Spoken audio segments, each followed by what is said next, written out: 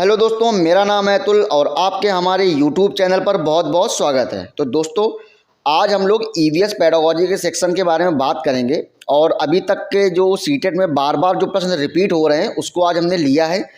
जिन लोगों का एग्ज़ाम अभी देना बाकी है, आज बहुत ही कम स्टूडेंट होंगे जिनको देना ये बाकी होगा एग्ज़ाम, लेकिन जिनका भी बाकी है और वो लोग इस सेशन को देखना बिल्कुल ही मत भूलिएगा, क्योंकि अभी तक जितने भी एग्ज़ाम हुए हैं सीटेट के इस साल, उसमें जो बार बार ईवीएस पेडागोजी के जो प्रश्न रिपीट हो रहे हैं उसको आज हमने लिया है। तो दोस्तों, देरी नहीं करते हैं, चलिए आज के सेशन को स्टार्ट करते हैं।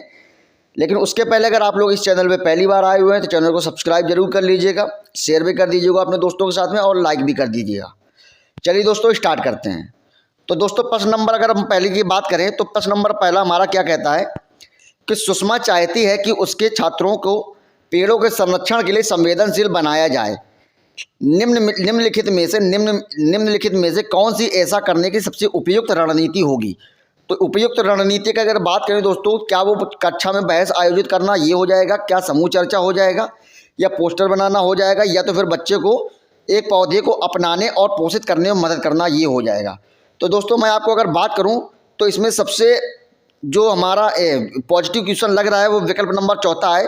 ये हमारा हो जाएगा, बच्चों को एक पौधे को अपनाने और पोषित करने में मदद करना, ये हमारा सही आंसर हो जाएगा।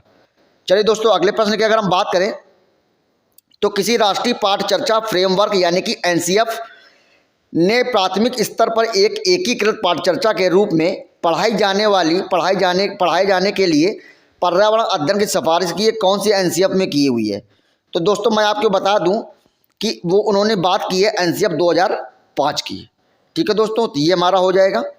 अब दोस्तों, अगले प्रश्न की अगर हम बात करें तो पर्यावरण अध्ययन पाठ्यक्रम बच्चों समग्र शिक्षा का कारण बन सकता है यदि यह, इसमें क्या हो जाएगा, यदि यह एकीकृत है, समावेशी है, विषयगत है या उपयुक्त सभी है।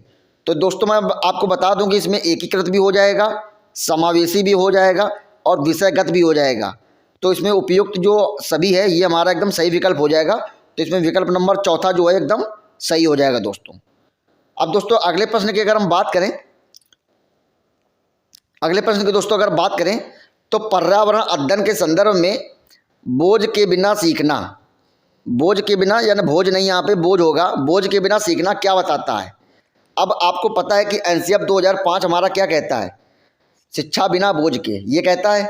तो क्या वो स्कूल बैग को वजन कम करने की बात कर रहा है, क्या वो ईवीएस पाठ्य पुस्तकों की अध्यायों की जो संख्या है उसको कम करने की बात कर रहा है, क्या वो अबोध का भार कम करने की ज़रूरत है, या ईवीएस पाठ्यक्रम को आधा करने की ज़रूरत है। तो दोस्तों, इसमें हम बात कर दें, काफ़ी लोग बच्चे ये समझ रहे होंगे, काफ़ी सारे हमारे भाई बहन ये समझ रहे होंगे कि स्कूल का जो बैग होता है उसके वजन कम करने की बात कर रहा है, लेकिन नहीं, यहाँ पे हमारा ये नहीं होगा। यहाँ पे हमारा होगा अबोध का भार कम करने की ज़रूरत है, ये हमारा एकदम सही विकल्प हो जाएगा दोस्तों। ठीक है दोस्तों। अब दोस्तों, अगले प्रश्न की अगर हम बात करें तो निम्नलिखित सभी कथन पर्यावरण अध्ययन के सामूहिक रूप से क्रियाकलापों में संलग्न शिक्षकों और विद्यार्थियों के पक्ष में तर्क प्रस्तुत करते हैं, केवल एक कथन को छोड़ करके। एक कथन ऐसा है जिसको छोड़ना है, कथन कौन सा है वो। ठीक है, अब इसमें देखते हैं, बच्चे परस्पर सामंजस्य और सहयोग करना सीखते हैं, क्या ये हो जाएगा। बच्चे दूसरे बच्चों के से बहस करने में अधिक सीखते हैं, क्या ये हो जाएगा। विकल्प नंबर तीसरा हमारा हो जाएगा, सामूहिक क्रियाकलापों की वजह से बच्चे अंक उपस्थिति में अच्छा सुधार प्रदर्शन करते हैं, क्या ये हो जाएगा। या विकल्प नंबर हमारा चौथा, प्रमाणों के समर्थन से बच्चे अपनी क्षमता से अधिक ज्ञान निर्माण करने में सहायता मिल सकती है, क्या ये हो जाएगा। तो दोस्तों, मैं आपको बता दूं कि इसमें सही विकल्प जो होगा विकल्प नंबर चौथा हमारा एकदम करेक्ट हो जाएगा। ठीक है दोस्तों। अब दोस्तों, अगले प्रश्न की अगर हम अगर बात करें तो पर्यावरण अध्ययन की पाठ्य पुस्तक में प्रस्तुत भाषा कैसी होनी चाहिए। परिभाषा पर बल देते हुए औपचारिक बनाई जानी चाहिए, नहीं। तकनीकी और औपचारिक होनी चाहिए, ये भी नहीं। बच्चे की प्रतिदिन की भाषा से संबंध होनी चाहिए, या रूखी और बच्चों के द्वारा समझने में कठिन होनी चाहिए। तो इसमें दोस्तों मैं बात कर दूं तो बच्चे की जो पाठ्य पुस्तक में जो प्रस्तुत जो भाषा हो वो कैसी हो, उसके मातृभाषा से संबंधित हो, डेली प्रतिदिन उसके जो वो अनुभव करता है लैंग्वेज को, है ना, उससे संबंधित हो। तो बच्चे की प्रतिदिन की भाषा से संबंधित होनी चाहिए, क्या होगा, विकल्प नंबर इसमें तीसरा हमारा एकदम करेक्ट हो जाएगा। अगर हम अगले प्रश्न की दोस्तों बात करें तो एनसीएफ पाठ चर्चा रूपरेखा 2005 के अनुसार निम्नलिखित में से कौन सी एक पर्यावरण अध्ययन की विषय वस्तु थीम है। अब दोस्तों अगर थीम की बात करें, क्या वो ऊर्जा हो जाएगा, क्या वो मौसम हो जाएगा, क्या वो सौरमंडल हो जाएगा, या भोजन हो जाएगा। तो दोस्तों इसमें मैं बात कर दूं तो इसमें हो जाएगा विकल्प नंबर सही 4, एकदम भोजन सही हो जाएगा एकदम। अगर मैं दोस्तों बात करूं तो एनसीएफ 2005 जो है, एनसीएफ 2005 जो हमारा 3 से 5 वर्ष के जो बच्चे हैं उसमें जो पर्यावरण अध्ययन की जो थीम है वो कितनी थीम है, तो वो है 6 थीम। वो 6 थीम कौन कौन सी है। एक हमारा दोस्तों हो जाएगा परिवार एवं मित्र, ठीक है, एक ये हो जाएगा हमारा भोजन, और जो अगला हो जाएगा दोस्तों वो हमारा हो जाएगा पानी यानी कि जल, इसके बाद हो जाएगा आवास, इसके बाद हो जाएगा यात्रा, और छठवां हो जाएगा क्या कि हम चीज़ें कैसे सीखते हैं, एक ये हमारा हो जाएगा। तो ये हमारे थीम के विषय 6, ठीक है। अगले प्रश्न की दोस्तों अगर हम बात करें, पर्यावरण अध्ययन की प्रकृति निम्नलिखित का समर्थन नहीं करती है। किसका समर्थन नहीं करती है। बच्चे कम गलतियां करें, बच्चों को करके सीखने का अवसर मिले, बच्चे प्रश्न पूछें, या बच्चों को खोज करने के पर्याप्त स्थान मिले। तो ये हमारे तीनों विषय दोस्तों कहीं ना कहीं एकदम पॉजिटिव हैं। और बात करते हैं यहाँ पे क्या पूछा जा रहा है, नहीं का आंसर नहीं, यानी कि निगेटिव। हमको निगेटिव ढूंढना, तो निगेटिव हमारा विकल्प नंबर पहला, यानी कि बच्चे कम गलतियां करें ये। तो इसका सही विकल्प क्या हो जाएगा, बच्चे कम गलतियां करें। अब दोस्तों ऐसा नहीं है, देखिए बच्चे जितनी ज़्यादा गलतियां करेंगे उतना ज़्यादा सीखेंगे। अगर बच्चे कम गलतियां करेंगे, है ना, तो कहीं ना कहीं वो उससे क्या नाम है, वो ज़्यादा मतलब प्रभावित नहीं, उसे सीख नहीं पा रहे अच्छे से। तो बच्चे जितनी ज़्यादा गलतियां करेंगे उतनी ज़्यादा वो अच्छे से और ज़्यादा वो सीखेंगे, ठीक है। तो इसमें निगेटिव का आंसर क्या हो जाएगा, निगेटिव हो जाएगा।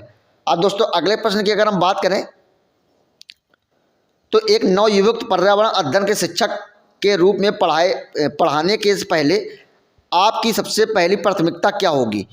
क्या होगी देखते हैं। कक्षा में धीमी गति से सिखाने वाले शिक्षार्थियों की पहचान करना, नहीं। शिक्षार्थियों के लिए पाठ्यानुसार विस्तृत नोट तैयार करना, ये भी नहीं होगा। विद्यार्थियों का सामाजिक सांस्कृतिक प्रोफाइल विवरण तैयार करना, बिल्कुल सही बात है।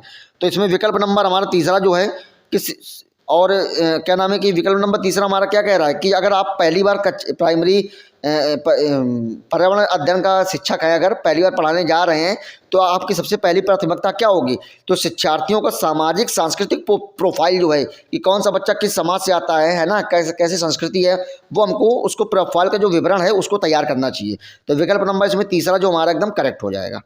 अब दोस्तों अगले प्रश्न की अगर हम बात करें तो एक अध्यापक कक्षा 4 के विद्यार्थियों को हमारे देश के भोजन की सांस्कृतिक विविधताओं पढ़ानी है। क्या पढ़ाना है, हमारे देश की भोजन की सांस्कृतिक विविधताएं, ठीक है। इस भोजन को पढ़ाने की सर्वोत्तम विधि निम्नलिखित में से क्या है, सबसे अच्छी विधि कौन सी है। इसमें हम बात करते हैं कि विद्यार्थियों से कहें कि वे अपने परिवार के भोजन के बारे में सूचना एकत्र करें, क्या ये हो जाएगा। विभिन्न प्रकार के खाने की चीज़ों को चित्र बनाना और फ्लैश कार्ड दिखाएं, क्या ये हो जाएगा। तीसरा हो जाएगा हमारे देश के विभिन्न राज्यों के विभिन्न लोगों द्वारा खाए जाने वाले विविध भोजन के बारे में विद्यार्थियों को एक प्रोजेक्ट तैयार करना, क्या ये हो जाएगा। या विद्यार्थियों से पूछे कि उन्होंने क्या खाया, उसके बाद चर्चा करें, क्या ये हो जाएगा। तो दोस्तों इसमें अगर हम बात करें तो विकल्प नंबर तीसरा जो हमारा एकदम करेक्ट हो जाएगा कि इसमें अपने देश राज्यों के द्वारा जो लोग जो भोजन करते हैं, अलग अलग तरीके के जो भोजन करते हैं, उसके बारे में क्या करना है, एक विद्यार्थियों को एक प्रोजेक्ट देना है, ठीक है। तो ये हमारा एकदम करेक्ट आंसर हो जाएगा। अगर दोस्तों अगले प्रश्न की बात करें तो आंचल अपनी कक्षा 5 में पर्यावरण अध्ययन की कक्षा में अक्सर गहन जांच पड़ताल और कल्पना परक प्रश्न पूछती है, ठीक है। उसके द्वारा इस प्रकार के प्रश्न करने का उद्देश्य डैश सुधार करना है। क्या सुधार करना है ये देखते हैं। चिंतन कौशलों में, बोलने संबंधी कौशलों में, अवलोकन कौशल में, या संवेगात्मक कौशल में। और इसमें दोस्तों अगर हम बात करें तो आंचल अपनी कक्षा 5 की पर्यावरण अध्ययन की कक्षा में अक्सर जांच पड़ताल जो करने का जो वो है, जांच परक प्रश्न पूछती है, उसका उद्देश्य क्या है, तो चिंतन कौशलों में क्या है, चिंतन कौशलों में वृद्धि करना, ये हमारा एकदम करेक्ट आंसर हो जाएगा। अब दोस्तों अगले प्रश्न की अगर हम बात करें तो अगला प्रश्न हमारा क्या कहता है कि जीव जंतुओं पर आधारित पाठ को पढ़ाने के बाद शीतल कक्षा 4 के शिक्षार्थियों के लिए चिड़ियाघर के भ्रमण का आयोजन करती है। यह डैश में शिक्षार्थियों की मदद करेगा, किसमें मदद करेगा ये देखते हैं। कक्षा कच्ची अधिगम को वास्तविक जीवन से परिस्थितियों के साथ जोड़ने का, बिल्कुल सही बात है। ये विकल्प नंबर जो हमारा पहला है यही हमारा करेक्ट हो जाएगा कि बच्चों को वास्तविक जीवन से जोड़ने का प्रयास जितना ज़्यादा हो सके वो हमको करना चाहिए। लेकिन 3 विकल्प और हैं, उनको भी देख लेते हैं। जीव जंतुओं को पालतू कैसे बनाया जाए, ये इसके प्रति संवेदनशील विकसित बिल्कुल नहीं। अगर हम बात करें जीव जंतुओं के संरक्षण के कौशलों के विकास में, बिल्कुल नहीं। अगर हम बात करें दैनिक समय सारणी की चर्चा में बदलाव में, ये बिल्कुल नहीं। तो इसमें विकल्प नंबर जो पहला हमारा है कि कक्षा का जो हमारा अधिगम है उसको वास्तविक जीवन की परिस्थितियों के साथ में जोड़ने से संबंधित है ये हमारा, ठीक है। तो विकल्प नंबर पहला हमारा एकदम करेक्ट हो जाएगा। अब दोस्तों अगले प्रश्न की अगर हम बात करें तो कक्षा 5 के शिक्षार्थियों में जिज्ञासा जागृति करने का निम्नलिखित में से सबसे प्रभावी तरीका कौन सा है। कक्षा 5 के विद्यार्थी हैं, उसमें जिज्ञासा जागृत करना है ना, तो उसमें प्रभावी तरीका कौन सा होगा। अक्सर इकाइयों परीक्षणों का आयोजित करना, बिल्कुल नहीं। गहन जांच परक और कल्पना परक प्रश्न पूछना, बिल्कुल सही बात है। देखिए बच्चों से जितना ज़्यादा कल्पना परक जो प्रश्न है, कल्पनात्मक जो प्रश्न होते हैं उनको पूछने से क्या होते हैं, बच्चे में जिज्ञासा पैदा होती है, ठीक है। तो इसमें हमारा विकल्प नंबर जो दूसरा हमारा एकदम करेक्ट हो जाएगा। इसके बाद 2 प्रश्न और हैं, वो भी देख लेते हैं कि अधिक हस्तपरक अनुभव प्रदान करना, बिल्कुल कहीं ना कहीं ये भी अधिक हस्तपरक जो अनुभव प्रदान करना, ये भी हमारा पॉजिटिव में आ जाएगा, ये नेगेटिव नहीं होगा।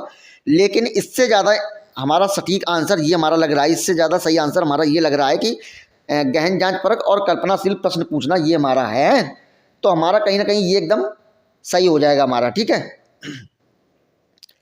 तो इसके बाद ये दोस्तों हमारा विकल्प नंबर जो दूसरा एकदम करेक्ट हो जाएगा। इसके बाद दोस्तों अगले प्रश्न की अगर हम बात करें तो यदि 1 महीने के लिए बिजली ना हो तो हमारा जीवन किस प्रकार प्रभावित होगा। इस प्रश्न को पूछने का उद्देश्य क्या है। बच्चे से पूछा गया कि अगर 1 महीने बिजली ना हो तो हमारा जीवन कैसे होगा, है ना। इस प्रकार के प्रश्न पूछने का उद्देश्य क्या है बच्चों से। तो शिक्षार्थियों में कल्पनापरक चिंतन कौशलों का विकास करना, शिक्षार्थियों की सामान्य जानकारी का आकलन करना, समुचित तरीके से बिजली प्रयोग करने के प्रति शिक्षार्थियों को संवेदनशील बनाना, या बिजली के स्रोतों के बारे में शिक्षार्थियों को आकलन करना।